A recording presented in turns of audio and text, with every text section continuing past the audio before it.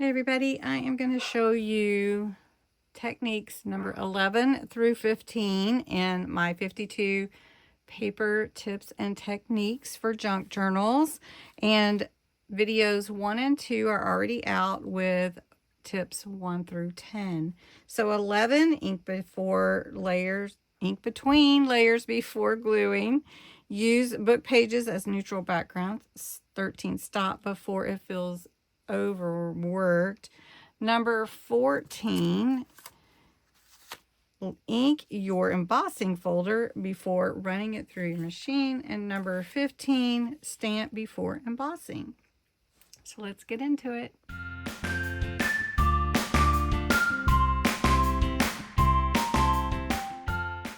Tip number 11, ink between layers before gluing. Now, before adhering any of your pieces together, which I have a bunch of pieces right here, you ink the edges and where they would overlap specifically. And then it works really great with clusters, any kind of layering effect you want on your page, any layered embellishments.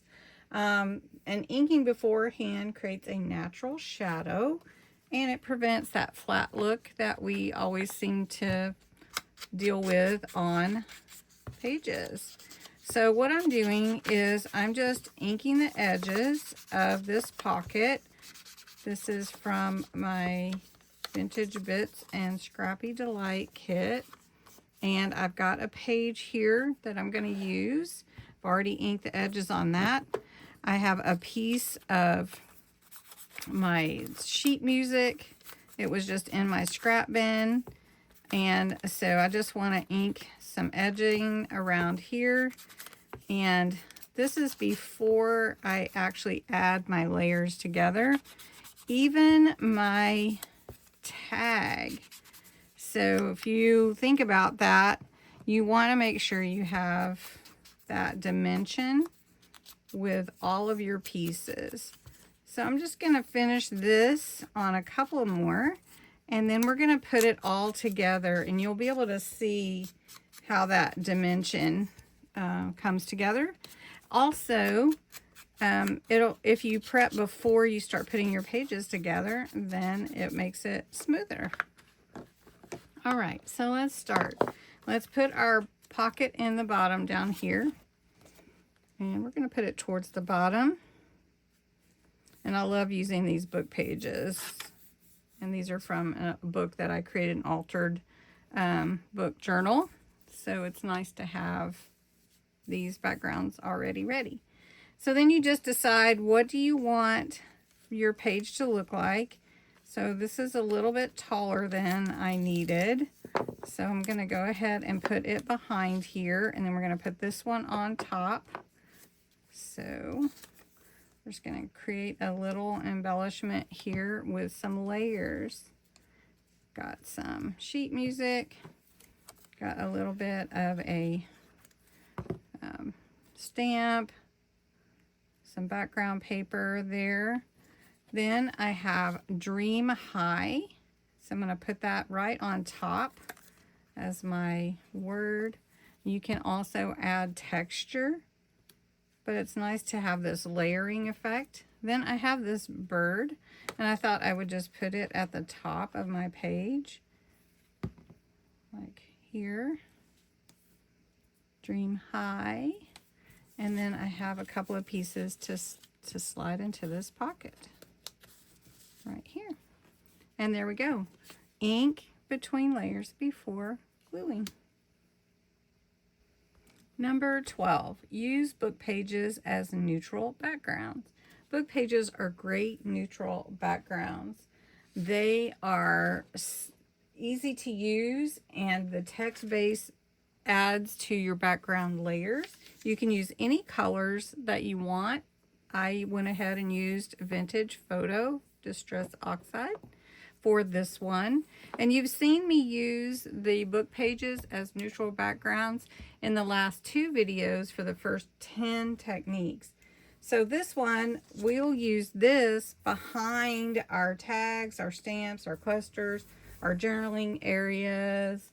And the printed text acts as a neutral background that adds interest without competing with your image. So we're going to add a really pretty butterfly here, and you'll see what I mean. So I've gotten my supplies out here, and we're going to use this butterfly as our focal point. You can see even if I just put it on the page like that, the supporting background brings your eyes to with the butterfly without competing with it. But I thought it would be fun also to add a little bit of a background image with the butterflies. I have these little ones that can create this kind of shadow effect without even adding anything else to the page, but just using the butterfly itself to be part of the background. And this isn't actually part of this technique, but I just wanted to do it.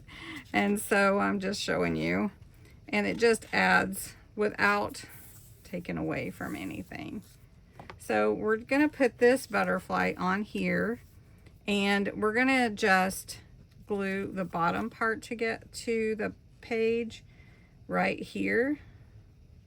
And I'm going to pause for a second, and we're going to go ahead and put some cheesecloth here. And let me cut this. For this technique, basically you're using the background page to be neutral. So we just have the browns, but you could use any color. And we're going to use this butterfly here to be a tuck spot. That's why I only glued the bottom part. Then we're going to take the little butterflies, I have two, and I'm just going to put it underneath there like it's creating this effect by flying around. And then I have the word wonderful we'll put on here, and we'll put it at the bottom. Put it wherever you want. Just put it like that. And then I have a couple of little things to tuck in.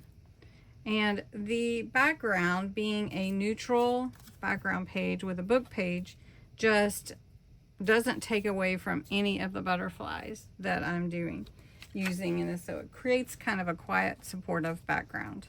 So that is number 12.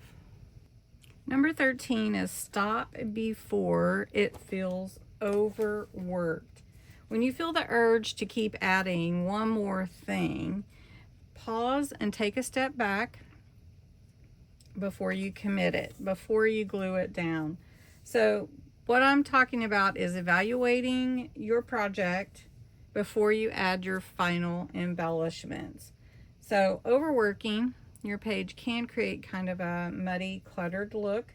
And if you're wanting that, that's fine. But if you want it to be a more balanced design, take your time, take a step back, and know what is enough. So we've talked about that before. So before we add anything to our book page, I've got some solar sprays that I want to add to the background. You have to shake them up and get that mica moving around in there. I think that's what it is. And this is Crocodile Tears.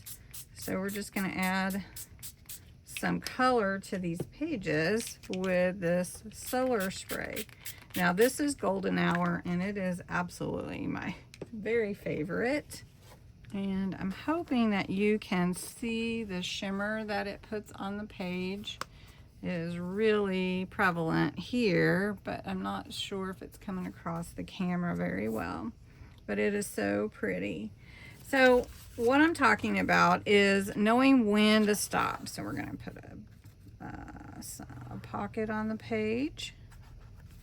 We're going to add a little bit to this side over here, like a paper washi. So we just have to see, do we want that?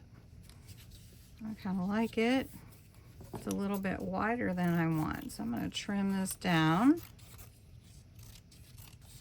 So that is also just taking an eye, taking a look at what you're putting together before you commit it to the paper.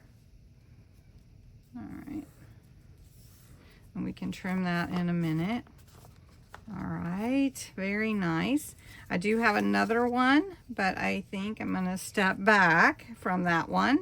I do have some real pretty lace that I got from Amore Fabrics, and somebody had asked me to please use them. I use them throughout my different projects, so just be on the lookout for them because they might just show up when you least expect them, because they're so pretty.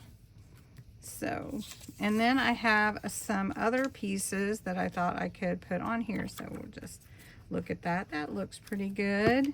So let's add this paper, and then I've got another one. Let's add that one. So just taking your time, looking before you actually put down. Now I could add another one, but do I want to? Because then I cover up the whole thing. So take a step back, look at that. I'm going to put this butterfly on here. Seems to be the theme. Have a place here to write if I want to. And then I have room to put my things in here that I want to tag, a little envelope. So taking a step back saying, no. No. Do I want to add this one? No, I don't think so. I think it's good right where it's at. So if you stop when you realize that enough is enough, and that's good. That is good. Now, number 14 is something that we've done before. It's inking your embossing folder before you run it through your machine. And what I'm going to do is I'm using this hearts because it has some kind of big hearts on it so you can see really well. And I'm going to run this page through with my MIDI Gemini machine. I'm going to use this pretty green and some blue. And we're going to do the bottom portion green just right onto my embossing folder. And then I'm going to take this ocean blue and put it at the top, and they may intermingle a little bit, so we'll see how it all comes out. And we're just going to put the page in here, and I'm going to run it through my machine just like that. All right, so let's open this up, and then you can see the embossed and debossed sides. Got the blue and the green on both sides, and you can see, and it's a very nice embossing, debossing both sides. So this is the embossed side, this is the debossed side where it goes down in. Very nice. And then I just clean it off with a wipe. Then once you're ready, then you can just embellish your page. And so we're just going to do that. We're going to take a couple of strips of paper, and we're just going to build a little stair step type of pocket or pockets. And we're just going to put those, let's see, which is the, doesn't matter, all three. We're going to just overlap each other, maybe a little bit bigger than the one before it. And then we're just going to be able to put whatever we want in our little pockets, with our background being already inked and embossed, and we really don't have to do very much with that. So we can just take our different things that we're going to put inside our pockets, and there we go. Except for I didn't seal that too well, but there we go, just like that. So that is number 4. Ink your embossing folder before you run it through. And that's 14. Did I say number 4? It was sort of is number 4 today, but it is number 14. Okay, there we go. And the last one's coming up. Technique number 15 is stamp before embossing. And so that's what we're going to do on this sheet. And I'm going to use waterproof dye ink. And so it dries really quickly, and I've got some different things that I want to stamp on there, maybe some numbers. So we'll just put that, and I don't mind if it's kind of a light, because then we'll emboss and that will bring out the whole image. So we're just gonna put that, and then we'll do a double stamp over here, just get some background there. And then we're gonna take these numbers here and we'll just add like a 5 just because, and then we'll just do it like that. We could stamp it off like that. And then we can do some tickets in the background. So we've got, how about you're invited to a wedding party? So we're gonna take this pretty flower, and this is a little bit smaller than my page, so it's gonna be sort of towards the top of my page, and that's okay. And I'm gonna use a piece of cardstock underneath it, just sometimes to make the machine give the depth it needs. Sometimes it helps. All right, let's see how it did. Oh, you can see it. Look at that. Can you see it? Doesn't that look pretty? And then there's the deboss side. Look at that flower. Now let's give it some color. How about that? Let's grab some purple and let's bring that flower out of our page, on our page. So we've got this beautiful flower in the background here that we want to be able to see. And look at that. Isn't that pretty? So then I've already got the stamping done, and the stamping just complements whatever I embossed. And this is a very light color that I'm putting on here, so it just could be darker if you wanted it to be. And so to address the crinkly, sometimes whenever you put it through an embossing machine, it will do that. I don't really mind it so much because it's going to go into a vintage style junk journal. So that is number 15, stamping the background of your paper before you emboss. All right, so let's see what all we did today in our 5 paper tips and techniques. Number 11, ink between layers before gluing. And you can see what a difference it makes whenever you ink before, and you can see the dimension that it brings to your page. Number 12, use book pages as neutral backgrounds, and it just makes your focal point stand out so much more. Number 13, stop before it feels overworked. In other words, look at your page, step back. Do you need to add more? I actually feel like I want to add like a flower and a few other things, but I'm going to step back, look at it a little bit, and decide exactly what I want to add before I do. And then we got into some embossing and creating depth. And embossed folders really do create a lot of depth for your pages. So this one, we ink the embossing folder before running it through the machine, and then created these layered pockets like that. That's number 14. And number 15 is stamping on your page before you emboss. Now, granted, if I had used a different color, it might be different look as well, but I love this flower. Isn't that pretty? It's so pretty. Anyway, stamp before embossing on your page. Creates a whole different look. Okay, so I hope you enjoyed these 5 techniques, and you'll try some of them. Which is your favorite?